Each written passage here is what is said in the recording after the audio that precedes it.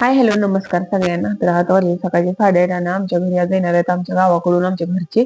त्यामुळे मला बनवायचं स्वयंपाक. तर म्हणलं तर थोडं थोडं शूट घ्यावं आपलं, कारण 2 दिवस झाला आपला काही व्हिडिओ पण गेला नाही चॅनलवर. कारण मला माझी थोडी तब्येत बरी नव्हती, त्यामुळे व्हिडिओ काही टाकला नाही.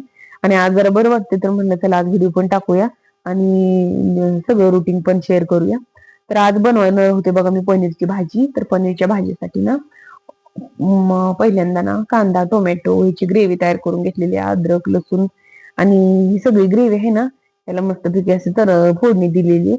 आणि त्याच्यामध्ये नंतर पनीरचा मसाला आणि पनीर हे मिक्स करून घेतलेलं आहे. कारण माझ्याकडे वेळ कमी होता त्यामुळे पटपट बनेल असं मी पटपट स्वयंपाक बनवून घेतलाय.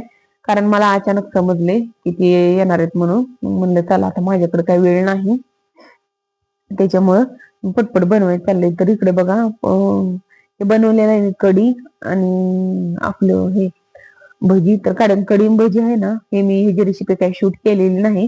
कारण एवढा काय वेळ नव्हता माझ्याकडे. जसं जसं जमेल तसं मी शूट घेतलेलं आहे थोडं थोडं थोडं थोडं. कारण एवढं म्हणलं की व्हिडिओ पण खूप मोठा होतोय आणि त्यांची याची पण गडबड, कारण ते यायचे आणि त्यांना असं घरात गडबड गोंधळ उठते म्हणून आपलं थोडं थोडंसं आपलं जसं जमेल तसं त्या हिशोबाने घेतलेलं आहे.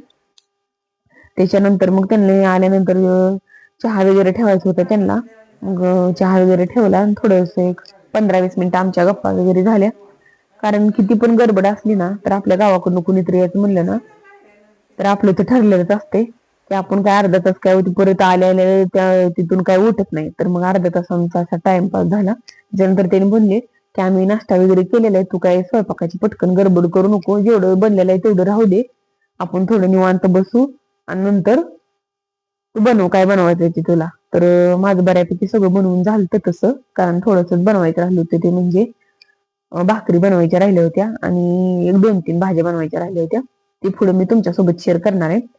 आणि थोडा आजार असल्यामुळे माझा आवाज पण तुम्हाला चेंज वाटते बघा, कारण थोडस खोकल्याचा त्रास मला होत होता त्यामुळे आवाज तेवढा बरोबर येत नाही व्हिडिओ मध्ये. आज इथं बघा मी अंड्याची भाजी बनवायला घेतली, त्यांच्यासोबत बोलत बोलत म्हणलं गप्पा मारत आपण भाजी बनवून घेऊया. तर अंडे वगैरे शिजवून घेतले आणि खोबरे लसूण अद्रक पेस्टची त्याच्यात टाकून घेतली आणि अंड्याला तडका मारलेला आहे. त्याच्यानंतर ती भाजी झाल्यानंतर सगळ्या भाज्या थोड्या थोड्या बनवायच्या होत्या त्यामुळे आपलं पटपट उरकून घेतले. ते झालं त्याच्यानंतर लगेचच गरम गरम 4-5 चपात्या टाकून घेतल्या, भाकरी टाकून घेतल्या होत्या अगोदर. हे सगळं झाल्यानंतर थोडा भात लावला आणि त्याच्यानंतर ना आम्ही भरपूर वेळ होता तर म्हणलं आता गप्पा मारत मारत काय करणार आहे. तर मग कोबी पण होती तर थोडीशी कोबी पण चिरून वगैरे घेतली आणि त्याला पण फोडणी घातली.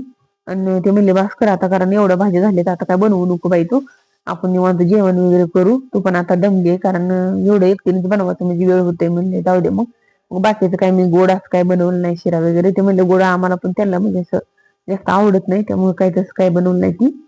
तर सगळं आमचं जेवण वगैरे निवांत झालं आणि त्याच्यानंतर ना असं पूर्ण मी त्यांना म्हणलं आता काय 2-3 दिवस निवांत आराम करा, कारण आता आमचं कसं होतं माहितीये का, आमचं गाव भरपूर लांब आहे आणि आम्ही पण तिकडे आवर्जून असं काही जात नाही. कोणाचं कार्यक्रम वगैरे लग्न असं असलं तर आपण आपल्या गावाकडे जात असतो, कारण पहिल्यासारखं आपले जाणं येत होत नाही गावाकडं. कारण आमचं गावच 200-300 किलोमीटर गाव आहे आमचं आणि त्यामुळे ते पण म्हणजे आमचं कोणाचा इथं काय कार्यक्रम असला तर आम्ही एकमेकांकडे असं येत असतो.